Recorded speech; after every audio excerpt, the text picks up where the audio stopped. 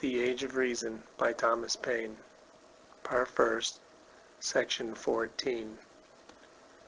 Religion, therefore, being the belief of a God and the practice of moral truth, cannot have connection with mystery. The belief of a God, so far from having anything of mystery in it, is of all beliefs the most easy, because it arises to us, as is before observed, out of necessity. And the practice of moral truth, or, in other words, a practical imitation of the moral goodness of God, is no other than our acting toward each other as He acts benignly toward all. We cannot serve God in the manner we serve those who cannot do without such service, and, therefore, the only idea we can have of serving God is that of contributing to the happiness of the living creation that God has made. This cannot be done by retiring ourselves from the society of the world and spending a recluse life in selfish devotion. The very nature and design of religion, if I may so express it, prove even to demonstration that it must be free from everything of mystery, and unencumbered with everything that is mysterious. Religion, considered as a duty, is incumbent upon every living soul alike, and, therefore, must be on a level with the understanding and comprehension of all. Man does not learn religion as he learns the secrets and mysteries of a trade. He learns the theory of religion by reflection. It arises out of the action of his own mind upon the things which he sees, or upon what he may happen to hear or to read, and the practice joins itself thereto. When men, whether from policy or pious fraud, set up systems of religion incompatible with the word or works of God in their creation, and not only above, but repugnant to human comprehension, they were under the necessity of inventing or adopting a word that should serve as a bar to all questions, inquiries, and speculation. The word mystery answered this purpose, and thus it has happened that religion, which is in itself without mystery, has been corrupted into a fog of mysteries. As mystery answered all general purposes, miracle followed as an occasional auxiliary. The former served to bewilder the mind, the latter to puzzle the senses. The one was the lingo, the other the legerdemain. But before going further into this subject, it will be proper to inquire what is to be understood by a miracle. In the same sense that everything may be said to be a mystery, so also may it be said that everything is a miracle, and that no one thing is a greater miracle than another. The elephant, though larger, is not a greater miracle than a mite, nor a mountain a greater miracle than an atom. To an almighty power, it is no more difficult to make the one than the other, and no more difficult to make millions of worlds than to make one.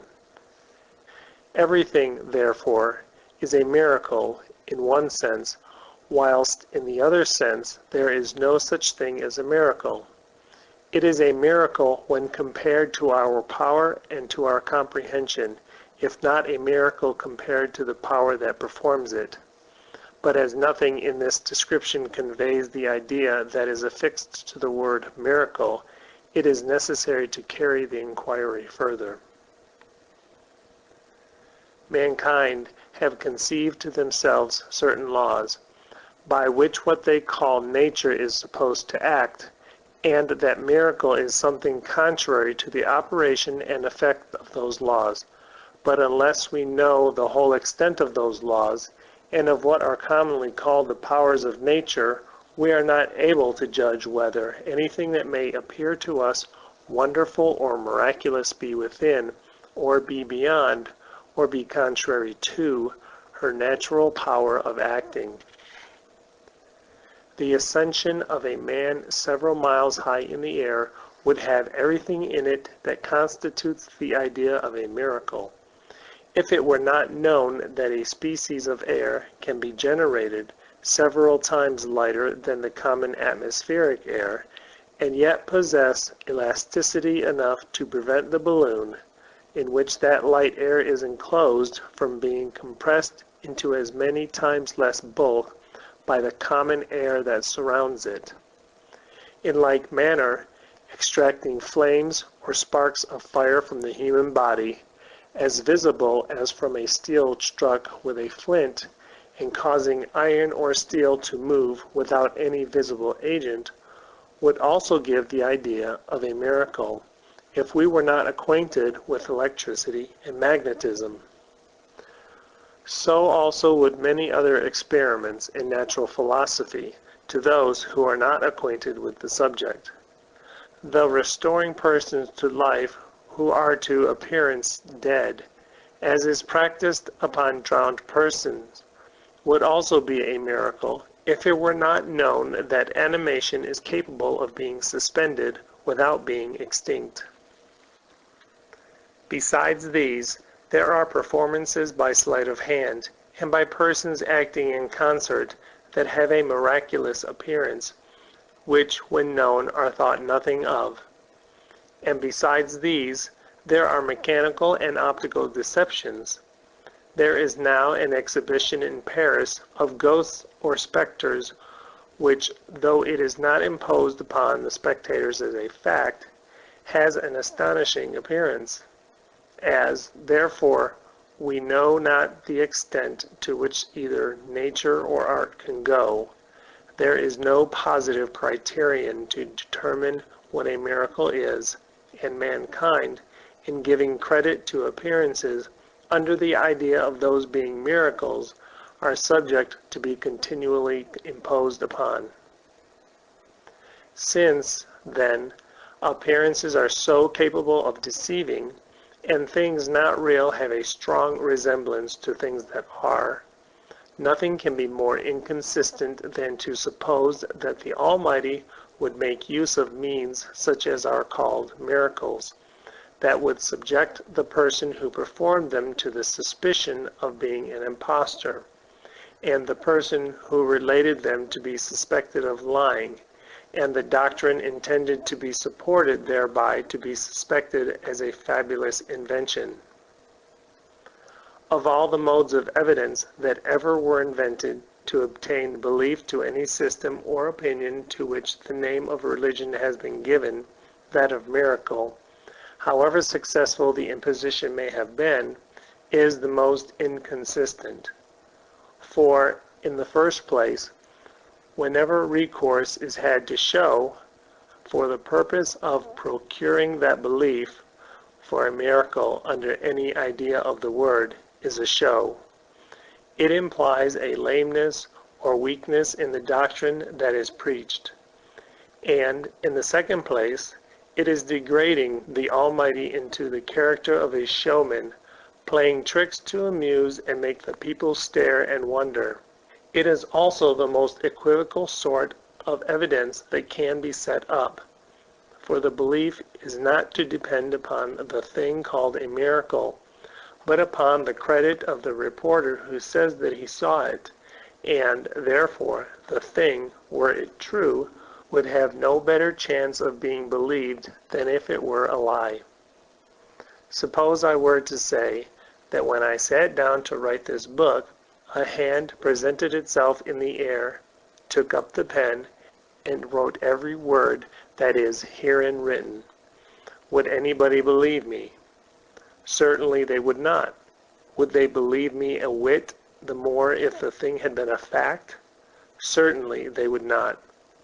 Since, then, a real miracle, were it to happen, would be subject to the same fate as the falsehood, the inconsistency becomes the greater of supposing the Almighty would make use of means that would not answer the purpose for which they were intended, even if they were real.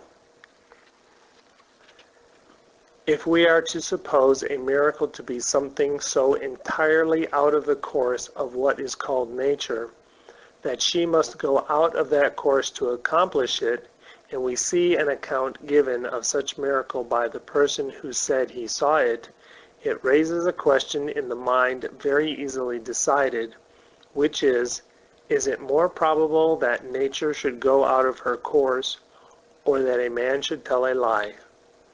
We have never seen, in our time, nature go out of her course, but we have good reason to believe that millions of lies have been told in the same time. It is therefore at least millions to one that the reporter of a miracle tells a lie.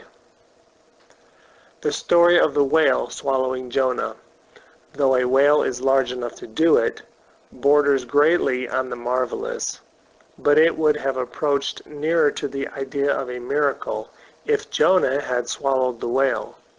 In this, which may serve for all cases of miracles, the matter would decide itself, as before stated, namely, is it more than a man should have swallowed a whale or told a lie? But suppose that Jonah had really swallowed the whale, and gone with it in his belly to Nineveh, and, to convince the people that it was true, had cast it up in their sight, of the full length and size of a whale. Would they not have believed him to be the devil instead of a prophet? Or, if the whale had carried Jonah to Nineveh, and cast him up in the same public manner, would they not have believed the whale to have been the devil, and Jonah one of his imps? The most extraordinary of all things called miracles related in the New Testament is that of the devil flying away with Jesus Christ, and carrying him to the top of a high mountain, and to the top of the highest pinnacle of the temple, and showing him and promising to him all the kingdoms of the world. How happened it that he did not discover America? Or is it only with kingdoms that his sooty highness has any interest? I have too much respect for the moral character of Christ to believe that he told this whale of a miracle himself. Neither is it easy to account for what purpose it could have been fabricated, unless it were to impose upon the connoisseurs of Queen Anne's farthings and collectors of relics and antiquities, or to render the belief of miracles ridiculous by outdoing miracles, as Don Quixote outdid chivalry, or to embarrass the belief of miracles by making it doubtful by what power, whether of God or of the devil, anything called a miracle was performed. It requires, however, a great deal of faith in the devil to believe this miracle. End of part 14.